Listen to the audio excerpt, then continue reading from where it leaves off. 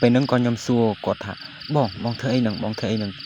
ម៉ែសាប់ទៅងាកមកសក់ប៉ាន់ល្អីយយម៉ៃបាទជម្រាបសួរបងប្អូនមកកាន់អេពីសូតទី6ហ្នឹងហើយត្រូវជាវីដេអូទី6បាទហ្នឹងហើយបងប្អូនពិតជាតាមដាននៅការនិយាយរឿងអេពីសូតនឹងរាត្រីរន្ធត់បាទហ្នឹងហើយថ្ងៃនេះក៏ខ្ញុំមកនិយាយរឿងខ្ញុំស្រុបជួបរឿងហ្នឹងហើយកាលហ្នឹងបនលក្ខណៈថាខ្ញុំនៅក្មេងកាលហ្នឹងនៅក្មេងបាទហ្នឹងហើយនៅក្មេងអាយុប្រហែលជា7 10 8 10ហ្នឹងហើយខ្ញុំទៅវត្តអញ្ចឹងហ្នឹងហើយទៅវត្តបាទគេបួររំយ៉ាងណាក៏ខ្ញុំអត់រំដែរហ្នឹងហើយខ្ញុំអង្គុយមកហ្នឹងហើយអង្គុយមកដឹងមនុស្សខ្ញុំលក្ខណៈមនុស្សស្អីទេគេហៅមនុស្ស introvert ហ្នឹងហើយទើបតែឥឡូវវាចេះមកចេះកបាទ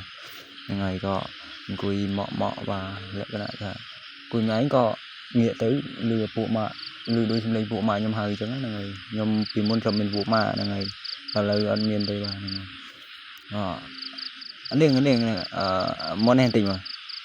នេះស្រាប់តែខ្ញុំឡើងទៅបងបាទមានណាបងបាទ